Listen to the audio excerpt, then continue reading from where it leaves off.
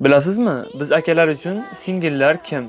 Singil bu bizga Allohning bergan omonati.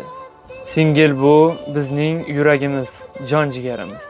Singil bu biz akalar uchun imkoniyati cheklanmagan inson. Singil bu unga ishonib sir aytsangiz, orangizga aytib beradigan inson. Singil bu siz siqilgan paytingizda, ko'ksingizga boshini qo'ygan vaqtida dardingizni chiqarib yuboradigan inson. Singil bu agar otangiz yo'q bo'lsa, sizni otasi o'rnida ko'radigan inson. Singil bu ishdan charchab kelgan vaqtingizda ovqat qilib uylarni tozalab turadigan inson. Singil bu onangizdan so'nggi yagona onangiz.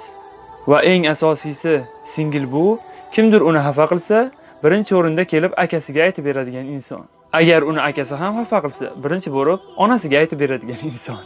Singillarimizni Alloh o'z panohida asrasin.